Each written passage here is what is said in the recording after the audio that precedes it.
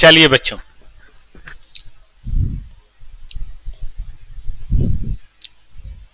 Very good evening to all of you. हम लोग बात कर रहे हैं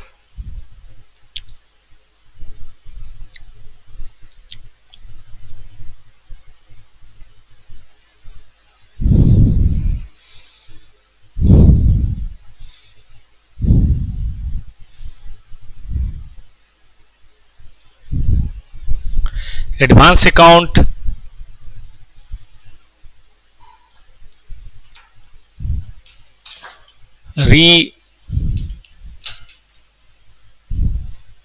स्टार्ट बैच की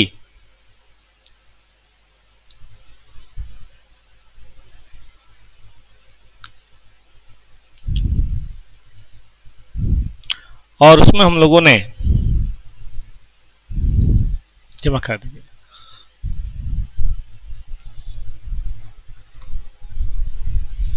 बात करी है। अब तक डेली हम लोग 3 से 4 पढ़ते हैं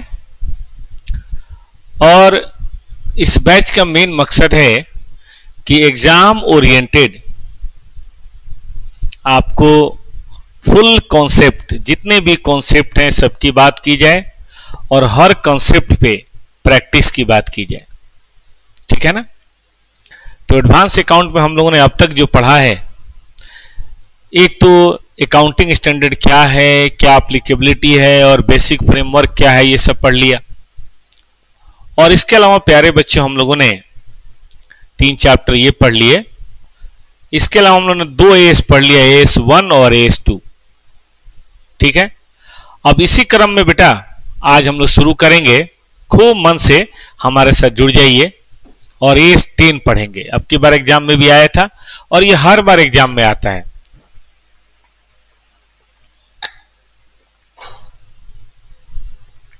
ठीक इसके बाद बेटा हम लोग पढ़ेंगे एएस 26 और ये दोनों मिला के 5 नंबर का क्वेश्चन तो एग्जाम में होता ही होता है, मान के चलिए। फिर हम लोग इसके बाद पढ़ेंगे एएस 16 और एएस 28। उससे क्या होगा, एसेट वाले सारे इंडेस हो जाएंगे, मतलब एएस आपके पास हो जाएंगे। तो अभी ज्यादा लंबा टारगेट नहीं बनाते, अभी इतनी बात करते हैं, पहले इसको खत्म करते हैं, फिर हम शुरू से शुरू करेंगे।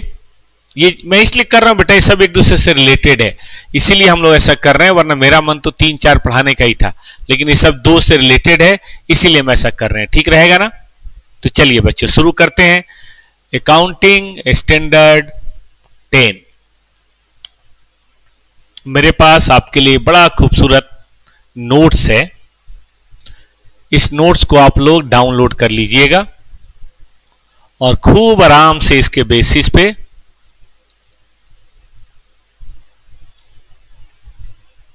अपनी तैयारी कीजिएगा, ठीक है ना। एकदम बढ़िया समरी वाला नोट्स मैंने आपके लिए बना रखा है, यू विल एंजॉय।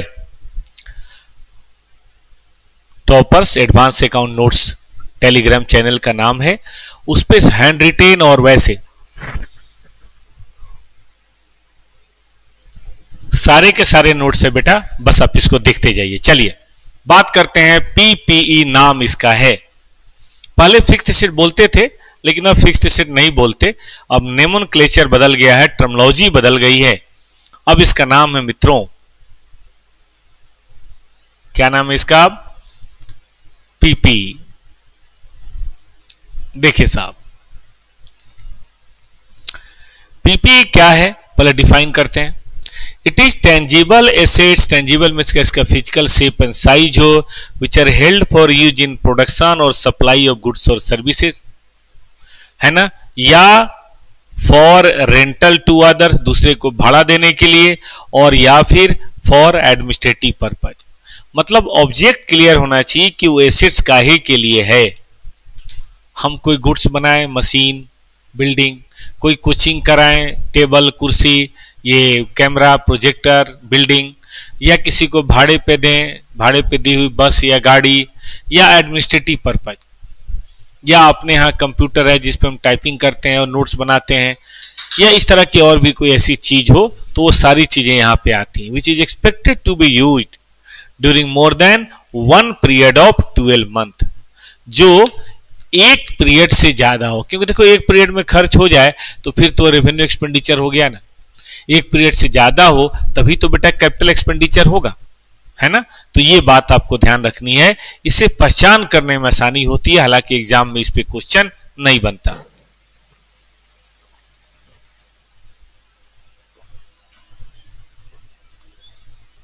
इस पे फाउंडेशन में ट्रू एंड फॉल्स का बनता है, इंटर में नहीं बनता है। आगे आइए, scope S10 apply on all PP, सब पे लागू होता है। जैसे S2 था ना, apply on all inventory except biological acid पे नहीं होता, लिविंग प्लांट और एनिमल को बोलते हैं बायोलॉजिकल एसिड, उस पे नहीं होता। लेकिन अगर बेरर प्लांट हो तो उस पे होता है, मतलब बेरर प्लांट पे होगा, बाकी किसी बायोलॉजिकल एसिड पे नहीं होगा। फॉर एग्जाम्पल मैंगो ट्री, लीची ट्री, कटहल ट्री, इस पे होगा क्योंकि बेरर प्लांट है, इसमें फ्रूट्स होते हैं।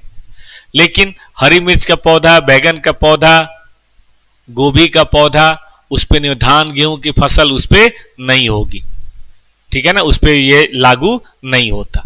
गाय भैंस पे ये लागू नहीं होता, चूजे मुर्गी पे ये लागू नहीं होता। और वेस्टिंग एसिड्स पे नहीं होता है। वेस्टिंग एसिड मतलब कोई माइंस है आपके पास, मिनरल ऑयल है, तेल के कुएं हैं, आयरन फील्ड है, गोल्ड फील्ड है किसी के पास? केजीएफ का मालिक कोई बैठा है यहाँ, है ना, कोलार गोल्ड फील्ड, उन पे ऊपर लागू नहीं होता, याद रखिएगा, ठीक है। चलिए आगे। लेकिन अगर कोई पीपीई जैसे कोई ट्रैक्टर बायोलॉजिकल एसिड या वेस्टिंग एसिड्स के प्रोडक्शन में इस्तेमाल होता हो, के प्रोडक्शन में, तो वहां पे बेटा लागू होता है, ठीक है ना।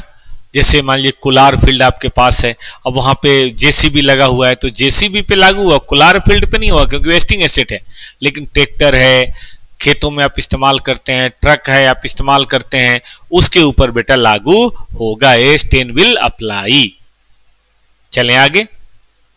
तो देखिए कहां नहीं होता वो समझ लीजिए, बायोलॉजिकल एसिड पे नहीं होता है, उसमें बेरर प्लांट पे होता है, वेस्टिंग एसिड से नहीं होता। लेकिन कोई ऐसी एसिड हो जो इनके अंदर इस्तेमाल हो और पीपी के डिफिनेशन को पूरा करे तो उस पे तो भैया होता है। साउंड वगैरह ठीक है प्यारे बच्चों, इसमें तो कोई दिक्कत नहीं है ना। और सबको कॉन्सेप्ट 1 समझ में आया तो थम्स अप दीजिए, हाँ सर समझ में आया। थोड़ा इंटरेक्ट कीजिए मेरे साथ, लाइव क्लास है, इंटरेक्शन करेंगे तो टीचर का मनोबल बढ़ेगा और टीचर और जोश से आपको डेली बेसिस पे 3 बजे आएगा। ये 2-4 मिनट लेट हो जाता है, वो लेट भी नहीं होगा। आगे आइए, इनिशियल रिकॉग्निशन आज खत्म करके जाएंगे बेटा हम लोग। S10 cost of PP is recognise as an asset only if, कब भाई? Only if it is probable to generate economic benefits. ठीक कर लीजिए, प्रोबेबल को generate economic benefits, number 1 and number 2 cost can be measured reliably. चाहे purchase हो चाहे self generated हो, but cost can be measured reliably. जहां कॉस्ट नहीं मेजर होगा, मनी मेजरमेंट कॉन्सेप्ट नहीं पूरा होगा, और जहां पे इकोनॉमिक बेनिफिट नहीं होगा, वो एसेट ही नहीं होगा। भाई फिक्स एसेट होने के लिए पहले एसेट होना तो जरूरी है, महापुरुष होने के लिए पहले पुरुष तो होइए, तो पहले आप एसेट होइए और उसकी मनी में मेजरमेंट हो, तभी हम अपने बुक्स में इसको रिकॉग्नाइज करेंगे, वरना नहीं करेंगे। करेंगे कैसे? पीपी, कैश या काइंड जो भी लिख लीजिए चलेगा। और दूसरी बात, इनिशियल रिकॉग्निशन कभी भी फेयर वैल्यू पे नहीं होगी, करंट वैल्यू पे नहीं होगी, किसी और वैल्यू पे नहीं, कॉस्ट पे होगी। जो आपकी कॉस्ट लगी है उसी पे होगी। लेकिन इसके लिए कॉस्ट का मतलब क्या है ये भी आपके सामने अभी आ रहा है, कॉन्सेप्ट नंबर 3। देखिए कॉस्ट का मतलब क्या है, बहुत अच्छा बेटा नोट्स बना हुआ है, आप देख सकते हैं, एकदम A to Z बात कौनसाई तरीके से लिखी हुई है, ना कुछ भूलें आप, ना कुछ भूलने देंगे हम आपको। देखिए, purchase cost, other cost and initial estimate of something. अभी बताता हूं परचेज कॉस्ट क्या है। Purchase cost including non refundable, non stable taxes, ठीक है कि नहीं। आप जो वेंडर से, सॉरी सेलर से खरीदते हैं, सप्लायर से खरीदते हैं, तो भाई सप्लायर आपको बिल देता है, उसमें वो अपने सामान का दाम लेता है, कोई पैकिंग वैकिंग का चार्ज भी लेता है, टैक्सेज भी लेता है। अगर वो टैक्सेज नॉन रिफंडेबल है, जिसपे आपको क्रेडिट नहीं मिलता, नॉन स्टेबल है, क्रेडिट नहीं मिलता, तो आप ले लीजिए। लेकिन अगर उस पर रिफंड मिल जाए तो फिर वो आपका कॉस्ट थोड़े ना है, तो फिर आप उसको मत लीजिए। और ट्रेड डिस्काउंट अगर है तो घटा दीजिए, लेकिन इग्नोर कैश डिस्काउंट का ध्यान आप नहीं देंगे क्योंकि वो तो आपकी फाइनेंशियल इनकम है, उसका इससे कोई लेना देना नहीं है। याद रहेगा बच्चों। आगे बढ़िए। अदर कॉस्ट का मतलब है कि जो directly attributable to bring the assets to the location and condition necessary to be capable of operating in the manner intended by the management। क्या मैं छोड़ूं और क्या मैं मार्क करूं, मुझे तो समझ नहीं आता बेटा। इतना खूबसूरत लैंग्वेज है ये कि डायरेक्टली एट्रीब्यूटेबल होना चाहिए to bring the asset in the location and condition which is necessary of operating in the manner intended by management. जब पुरानी आपने कार खरीदी, लेकिन अब बड़े शौकीन आदमी हैं, आपने पुरानी कार में खूब बढ़िया बैक गार्ड लगाया, कार में लगाते हैं ना, फ्रंट गार्ड लगाया और उसमें 20,000 रुपए लग गए, क्या ये शामिल होगा? बिल्कुल होगा भाई, हमारा स्टाइल है। आपने स्कूटी पुराना ही खरीदा है 20,000 का, लेकिन उस पर 10,000 रुपए खर्च कर दिए स्टिकर लगवाने में, सुपरमैन, ही मैन, ठीक है कि ना, Virat Kohli I love you, इस तरह का स्पीकर आपने लगाया, बढ़िया एक अजीब सा सायरन लगाया और सामने शीशा लगवाया और बहुत तरह की बातें कर दी आपने। बेटा वो जरूरी है, क्योंकि आपके फैशन के लिए वो सब जरूरी था, आप जैसा स्कूटर चाहते थे वैसा बनाने के लिए जरूरी है। तो कोई भी ऐसा खर्चा which necessary to operate the asset in the manner intended by management, उसे जरूर शामिल करेंगे। इसके हम एग्जांपल बताएं बेटा। जैसे देखो, फ्रेट लाने का insurance, loading unloading, site preparation, कुछ चीजें गाड़नी होती है ना तो उसका साइट प्रिपरेशन, इंस्टॉलेशन वेजेज और इंस्टॉलेशन मटेरियल, कोई प्रोफेशनल फीस, आर्किटेक्ट या इस तरह की कोई चीज है, और कॉस्ट ऑफ टेस्टिंग की सामान ठीक है कि नहीं है, इसको हम टेस्ट करते हैं, इसमें कुछ खर्च होता है। हाँ, टेस्ट करने में अगर कुछ प्रोडक्शन हुआ तो उस प्रोडक्शन कॉस्ट को यहां से आप लेस कर देते हैं, इनकम फ्रॉम टेस्ट। प्रोडक्शन वो कुछ हो तो आप इसको लेस कर दीजिएगा, हमें कोई आपत्ति नहीं है, ठीक है।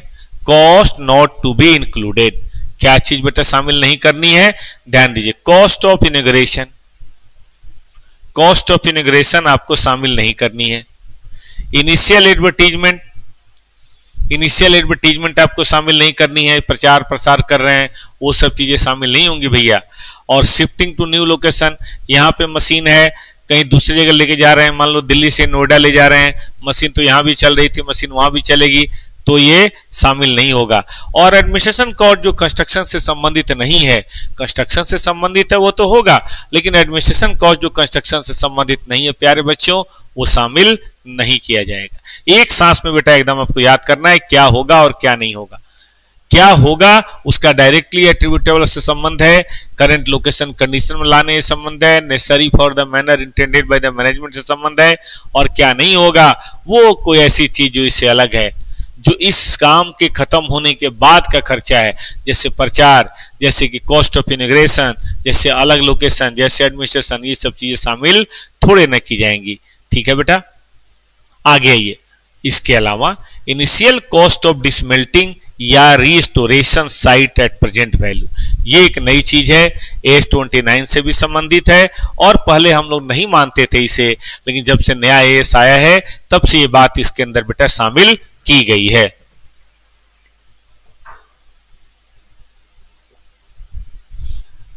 मान लीजिए मॉल में हम लोगों ने शोरूम बनवाया, खाने का शोरूम था, बड़ा अच्छा बनाया, भट्टी उट्टी लगाई, लेकिन जिसने हमें भाड़े पे दिया उसने हमसे कहा है कि देखो जब जाओगे तो सारा तामझाम आपको लेके जाना पड़ेगा। मान लीजिए 20 लाख रुपए हमें लगाने में लगा, और हमें पता है कि आज से 10 साल बाद जब हम जाएंगे तो 3 लाख रुपए इसे वापस तोड़ने में भी लगेगा। तो बेटा आपकी कॉस्ट 20 लाख तो है ही है, लेकिन 3 लाख जो बाद में लगेगा, आज पता है आपने लगाया इसीलिए तोड़ना पड़ेगा, तो उसकी प्रेजेंट वैल्यू ऑफ डिसमेल्टिंग, जो भी आपका कॉस्ट ऑफ कैपिटल है, 10% है, 5% है, जो भी है, मान लीजिए 1 लाख होता है, तो बेटा आपकी कॉस्ट कितनी होगी, 21 लाख। और जनरल एंट्री भी सुन लीजिए कैसे होगी, इस बात की बेटा जनरल एंट्री ऐसे होगी, जरा ध्यान देंगे सभी बच्चे, ये कॉन्सेप्ट का क्वेश्चन है। देखिए हम लिखेंगे PP account DR to bank, जो अभी पैसे आपने दिए, और जो आप देने वाले हैं टू प्रोविजन फॉर रिमूवल या डिसमेल्टिंग एक्सपेंसेज 1 लाख। टोटल कितना, 21। अब आगे जो कॉन्सेप्ट है एज 29 का है। देखिए अब क्या होगा, है तो 3 लाख लेकिन यहां पे हमने 1 लाख पे लिखा। अब ये 1 लाख हर साल 10%, 10%, 10%, 10%, 10%, 10% बढ़ते बढ़ते ये प्रेजेंट वैल्यू फिर कहां जानी है, फ्यूचर वैल्यू जानी है। तो बेटा हर साल एक तो ये एंट्री होगी, एक डेप्रिसिएशन की एंट्री होगी और एक फाइनेंस कॉस्ट की एंट्री होगी। जरा ध्यान दीजिएगा प्यारे बच्चों, हर साल एक एंट्री और आपको करनी पड़ेगी और वो एंट्री होगी depreciation account DR to PP. वो तो देखो 21 लाख पे आपका 1/10 होगा या जो भी हो रहा है वो, प्लस ये जो फाइनेंस कॉस्ट आपका बढ़ेगा बढ़ेगा बढ़ेगा, ये बात भी आपको देखनी है। हम लिखेंगे finance cost account DR to PPE, finance cost account DR to PP हर साल नहीं, टू प्रोविजन फॉर, पीपी में तो ऐड हो चुका है, प्रोविजन फॉर डिसमेल्टिंग एक्सपेंसेस, ये भी आपको यहां पे ध्यान देना है, ये भी यहां पे ऐड किया जाएगा, हर साल यहां ऐड करेंगे। ठीक है ना प्यारे बच्चों, याद रहेगा डेप्रिसिएशन टू पीपी और दूसरी entry fixed cost to provision for direct expenses. ये अभी तक नहीं आया है, जिस दिन आ गया ना काफी बच्चों को प्रॉब्लम होगी। तो मैं खूब शुद्ध मन से शांत मन से आपको समझाना चाहता हूं बेटा कि फिक्स्ड कॉस्ट की कॉस्ट में 3 बातें हैं, परचेज कॉस्ट, डायरेक्ट एक्सपेंसेज और आज से 5-10 साल बाद जब उसकी इकोनॉमिक लाइफ खत्म होगी उस समय जितना भी उसका डिसमेल्टिंग कॉस्ट है जो हम एस्टिमेट कर पा रहे हैं उसकी प्रेजेंट वैल्यू भी आपको शामिल करनी है। प्रेजेंट वैल्यू बेटा आपको शामिल करनी है और हर साल डिप्रिसिएशन तो 21 लाख पे होगा लेकिन 1 लाख को अनवाइंड करते करते करते हमें कहां लेके जाना है, 10% के हिसाब से 3 लाख पे लेके जाना है। तो उसके लिए financial cost to provision for डिप्सन होगा। और याद रखो प्यारे बच्चों,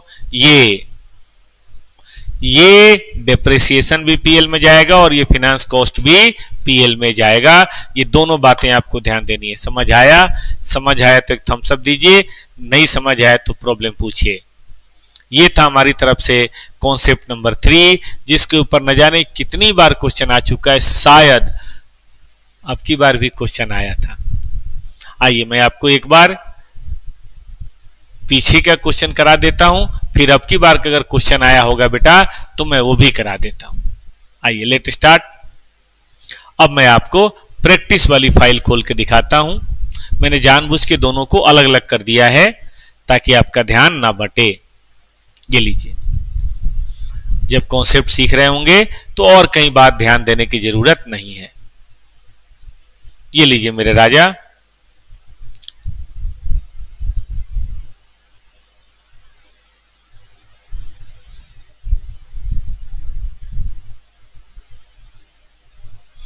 फोर 4.5 देख रहे हैं क्या कहता है बेटा कि हमने एक नई मशीन बेटा इंस्टॉल करी है। ठीक ना, हमने क्या किया बेटा, एक नई मशीन इंस्टॉल करी है।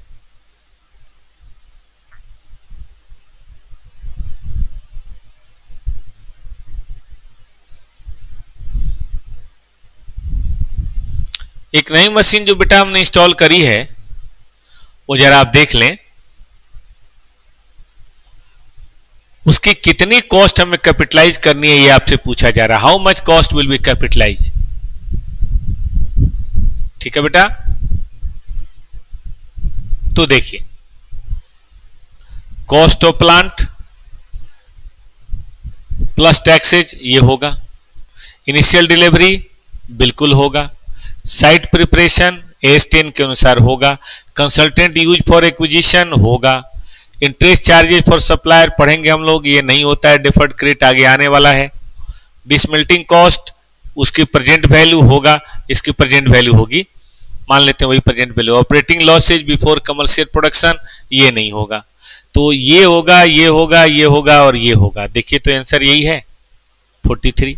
और 2 चीजें नहीं होंगी, डिफर्ड क्रेडिट नहीं होगा और ऑपरेटिंग एक्सपेंसेज भी नहीं होगा। तो इस तरह से वहां से पढ़ना है कॉन्सेप्ट और यहां से उसकी करनी है प्रैक्टिस। ठीक है ना। आइए मैं एक क्वेश्चन और कराता हूं, तब मैं और आपसे बातें करूंगा।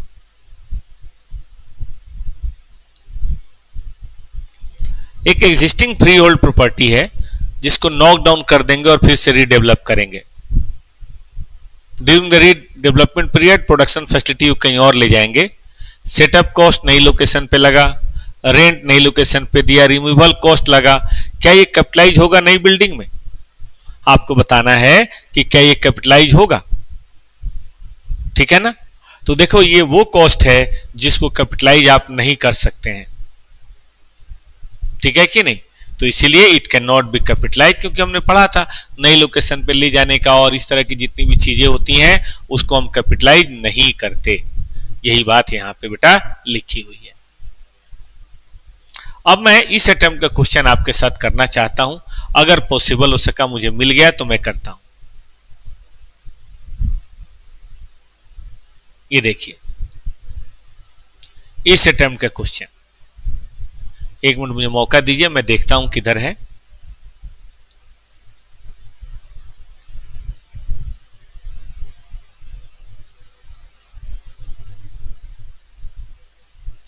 ये है मई का है, मुझे तो चाहिए अब की बार वाला ना, देखने तो बेटा अब की बार वाला।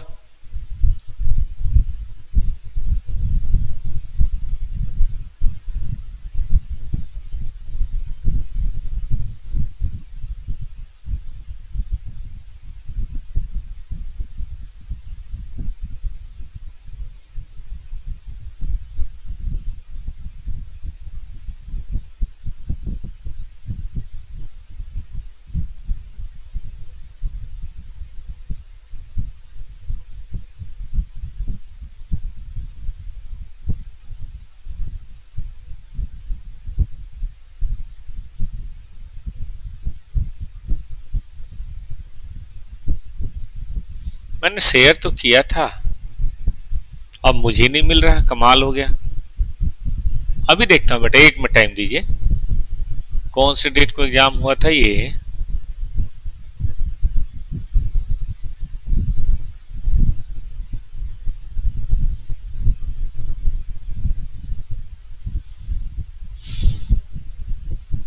चार पांच को हुआ था, उसी दिन मैंने, हाँ आ गया।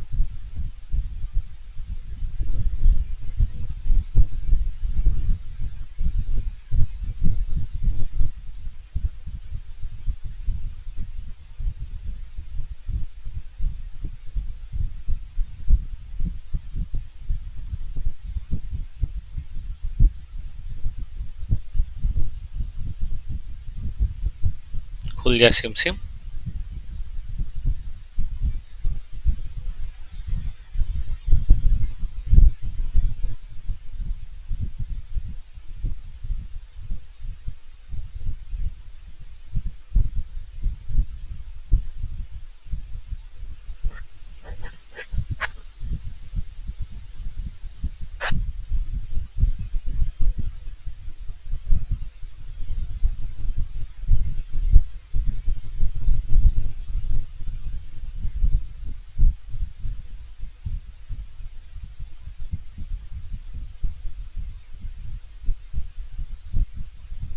नहीं है, इस अटेम्प्ट में नहीं है, कोई बात नहीं, हमारे पास और बहुत सारे क्वेश्चन है ना।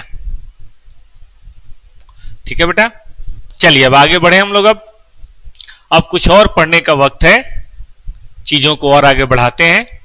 पढ़िए सेल्फ कंस्ट्रक्टेड एसेट। भाई ये सेल्फ कंस्ट्रक्टेड एसेट क्या है?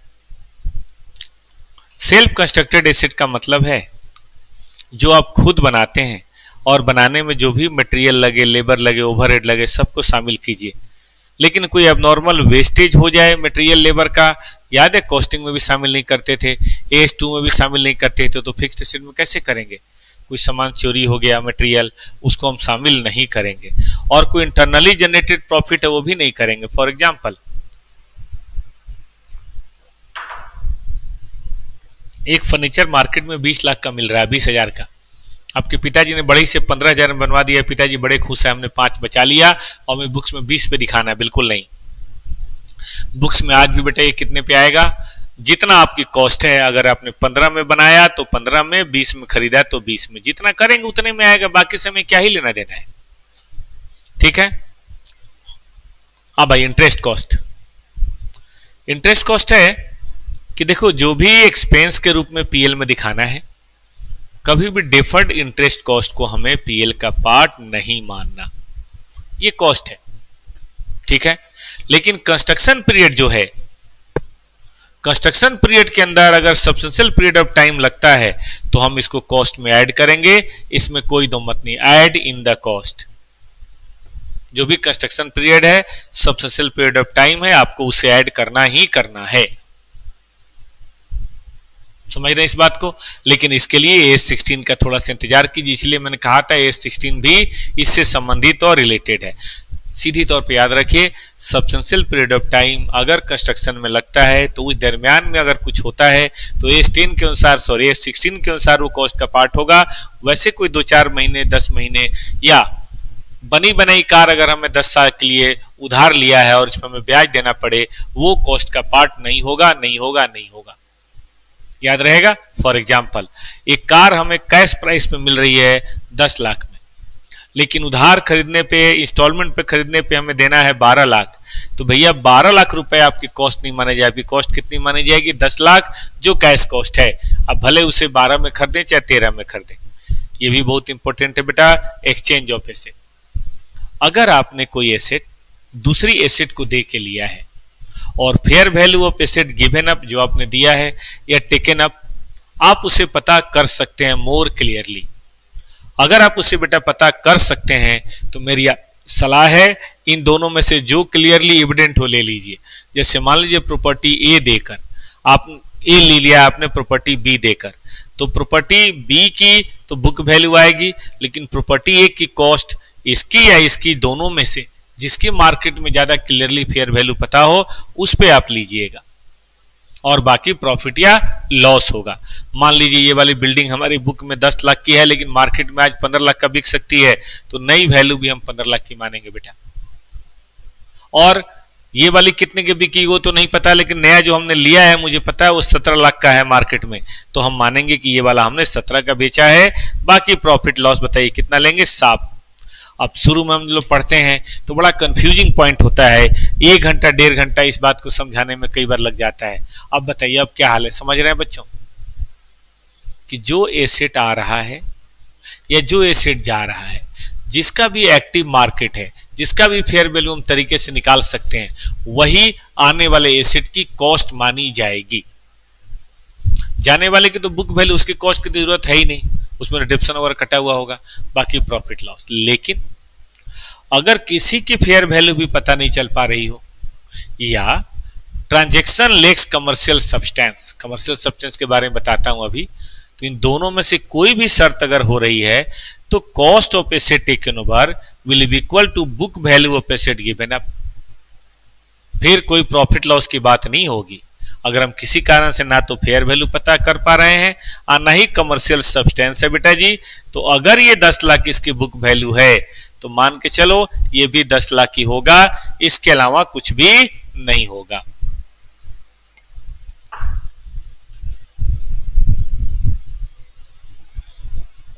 ये भी 10 लाख ही होगा बेटा, ठीक है। चलें आगे, आगे बढ़िए बेटा। लेट्स सी, अब सवाल उठता है व्हाट इज कमर्शियल सब्सटेंस। कहता है कि when due to exchange of asset configuration of risk, timing, amount या कैश फ्लो डिफर करता है। When due to exchange of asset configuration, configuration मतलब कंपोनेंट्स, ठीक है ना, of risk, timing, amount differ करे, मतलब पैसा कब मिलेगा, कितना मिलेगा, कम मिलेगा, ज्यादा मिलेगा, डर बढ़ गया, डर कम हो गया, ऐसा कुछ चेंज होता है, मतलब कुछ बात बनती है, तब तो कमर्शियल सब्सटेंस है। जैसे सीए की डिग्री, इसमें कमर्शियल सब्सटेंस है। सीए बनेंगे तो अलग बात होगी, नहीं बनेंगे तो अलग बात होगी। बीकॉम में कमर्शियल सब्सटेंस नहीं है, बनने के पहले जो हालात है, बनने के बाद भी वे हालात होंगे, उसमें कोई फर्क वर्क नहीं पड़ता, ठीक है ना, तो माना जाए कमर्शियल सब्सटेंस है। या enterprise specific value of portion differs, मतलब ये मेरी बड़ी कंपनी है, इसमें ये डिपार्टमेंट है, ये मशीन चला गया, दूसरा मशीन आया, तो इस वाले पोर्शन का पूरी कंपनी में अगर वैल्यू या वेटेज बदल जाए तो कमर्शियल सब्सटेंस। हम ये नहीं करें कि अच्छा या बुरा, हम ये नहीं करें कम या ज्यादा, बस बदल जाए तो समझिए कमर्शियल सब्सटेंस है बेटा, और नहीं बदले तो समझिए कमर्शियल सब्सटेंस नहीं है। याद रहेगा। तो ये थी बात नंबर 6। और ये बड़ा इंपॉर्टेंट है, इस पे बड़े क्वेश्चन आते हैं बेटा। सब्सिक्वेंट एक्सपेंडिचर हमने पढ़ा है, एक बार एसेट अगर रेडी टू यूज हो जाए, उसके बाद कोई भी अगर खर्च होता है तो वो जनरली पीएल में जाता है, मेंटेनेंस कॉस्ट माना जाता है। जैसे बिल्डिंग खरीदने के बाद पुचारा करना या इस तरह की कोई चीज है तो जनरली वो पीएल में जाता है, इसमें कोई कहने की बात तो है नहीं। Generally it goes to profit and loss account. लेकिन बेटा वो ऐड हो सकता है कॉस्ट में अगर उस एडिशनल एक्सपेंडिचर में भी एसेट वाली क्राइटेरिया, कॉन्सेप्ट नंबर 3 वाली क्राइटेरिया मीट आउट हो जाए। मतलब क्या? Future economic benefit will flow. मैं तो कहूंगा additional future economic benefit will flow, क्योंकि पहले से तो हो ही रहा है। लेकिन पहले से मान लीजिए सिनेमा हॉल में 50% ऑक्यूपेंसी है, मैंने पर्दा बदल दिया, स्क्रीन बदल दिया, एसी बदल दिया, और मुझे लगता है 70% लोग आएंगे, तो भैया ये कैपिटल एक्सपेंडिचर है। लेकिन एक और बात, उस कॉस्ट को हम मेजर कर सकते हैं जो लगा है, ये तो जनरली हो ही जाता है कॉस्ट का मेजरमेंट। तो फिर ऐसे सिचुएशन में एडिशनल एक्सपेंस को हम ऐड करेंगे, अदरवाइज हम ऐड नहीं करेंगे। ठीक बात है ना। इसके ऊपर भी बड़े क्वेश्चन आते हैं, हम लोग देखेंगे। चलें आगे। अब आइए इसका दूसरा पोर्शन शुरू किया जाता है। दूसरा पोर्शन है कि देखो पहली बार आपने इनिशियल रिकॉग्निशन कॉस्ट पे करना, और कॉस्ट अलग अलग परिस्थितियों में हमने अलग अलग पढ़ लिया।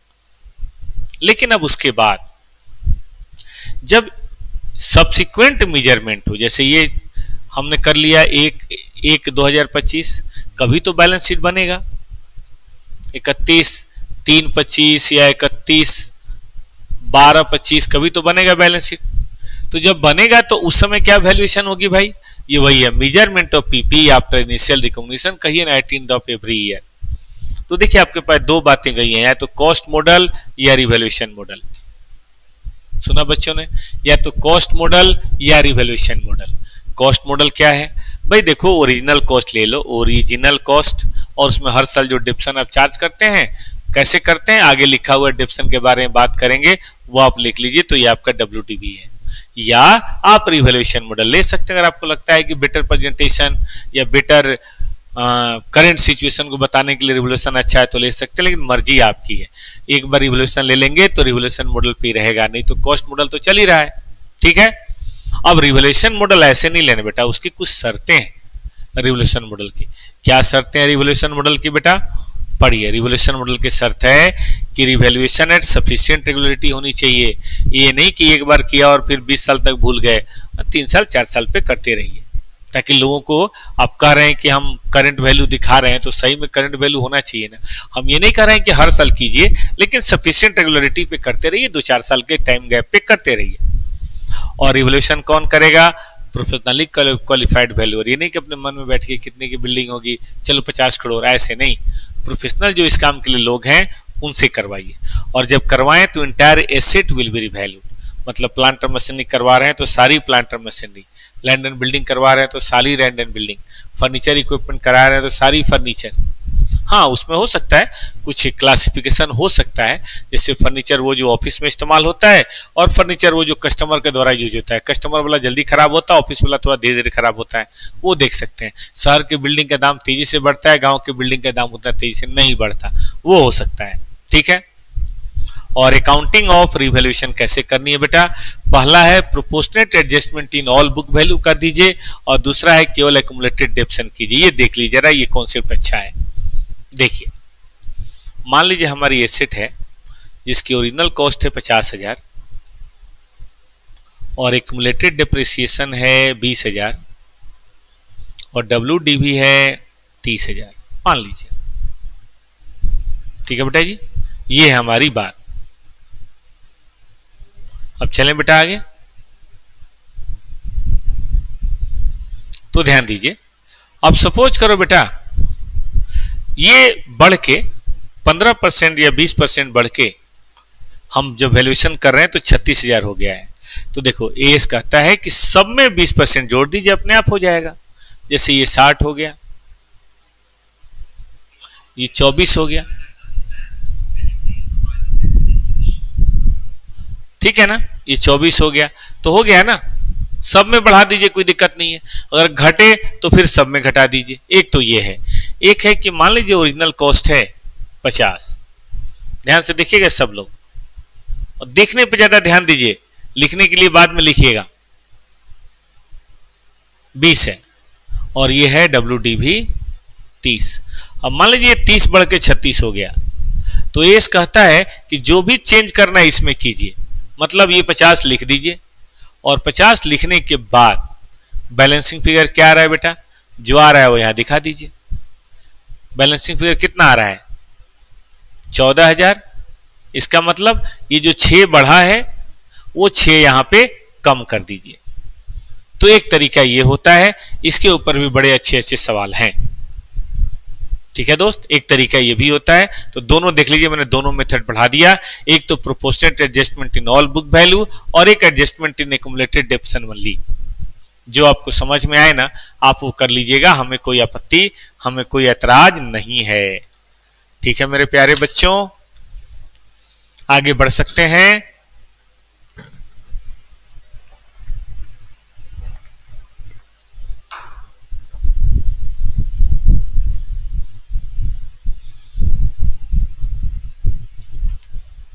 आगे बढ़िए। ट्रीटमेंट ऑफ रिवैल्यूएशन गेन और लॉस। अब ये जो गेन या लॉस हो रहा है, जैसे यहां पे देखिए गेन हो रहा है, कम होता तो लॉस होता, इसका एडजस्टमेंट कैसे करेंगे पढ़िए। देखिए कहता है अगर फर्स्ट टाइम रिवैल्यूएशन हुआ है, ठीक है ना, अगर फर्स्ट टाइम रिवैल्यूएशन हुआ है तो उसको तो रिवैल्यूएशन रिजर्व में क्रेडिट कीजिए। अगर सेकेंड टाइम भी रिवैल्यूएशन हो तो भी उसे यहीं कीजिए। अगर फर्स्ट टाइम डिवैल्यूएशन हुआ है तो पीएल में कीजिए, सेकेंड टाइम भी हो तब भी पीएल में कीजिए। तो ये बात पहले समझ लीजिए। अप हो तो रिवैल्यूएशन रिजर्व बनाना है, डाउन हो तो पीएल को डेबिट करना है। लेकिन अगर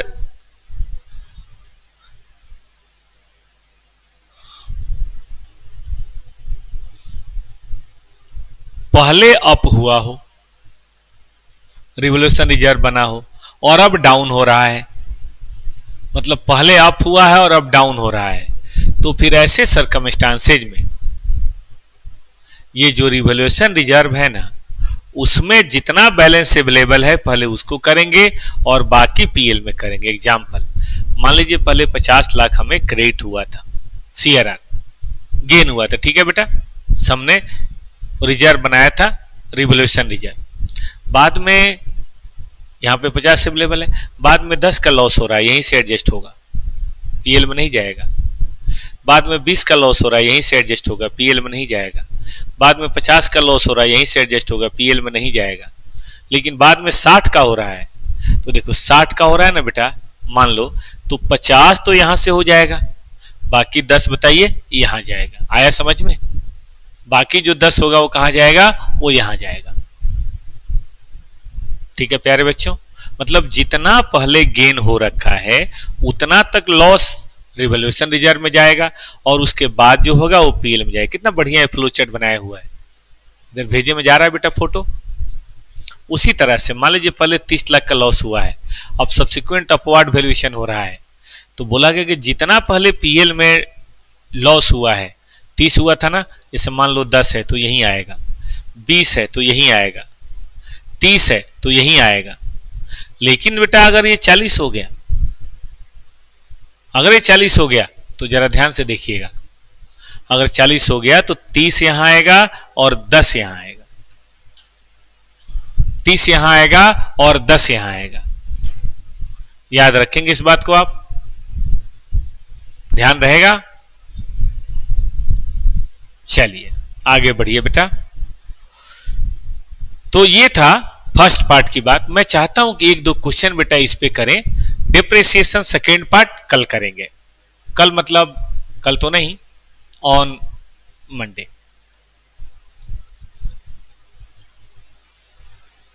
आइए मैं आपके साथ शुरू करता हूं।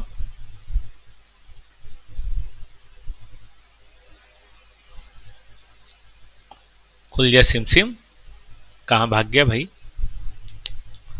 चलिए एक दो क्वेश्चन बेटा आप इस पे करिए तो आपका मन लगेगा, पता आपको चलेगा कि हाँ भाई इस तरह से बातें करनी होती हैं।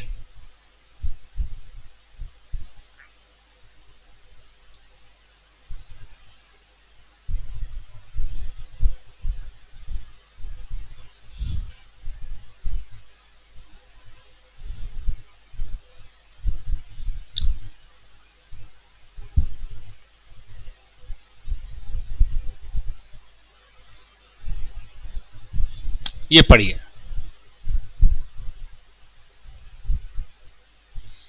कि हमने एक मशीन परचेज किया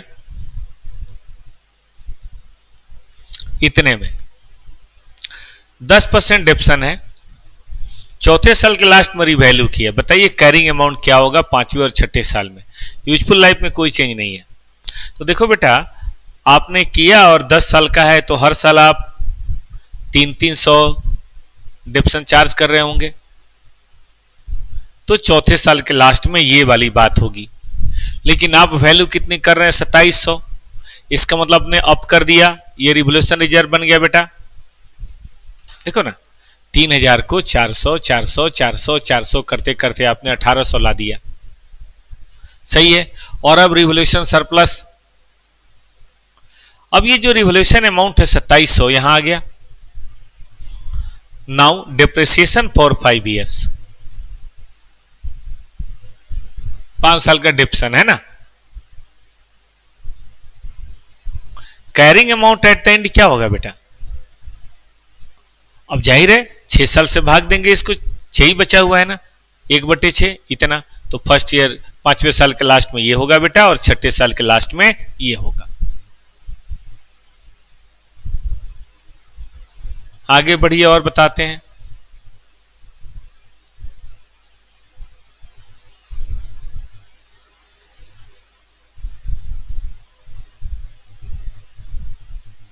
ये देखिए, कैरिंग अमाउंट ये है, इतना था, ये डिप्शन हो गया। अब इसकी रिवोल्यूशन 190 हुई, यानी कि और डाउन हुआ, ठीक बात है। अब और जो डाउन हुआ है उसमें से पहले वाले रिवोल्यूशन सरप्लस का 20 बचा हुआ है, तो डाउन कितना हुआ है बेटा, हम देख रहे हैं डाउन हुआ है 26,000। तो 26,000 में से 20,000 तो रिवोल्यूशन रिजर्व अभी पढ़ा हम लोगों ने, 20,000 रिवोल्यूशन रिजर्व, और बाकी 6,000 कहां चला जाएगा, प्रॉफिट एंड लॉस में।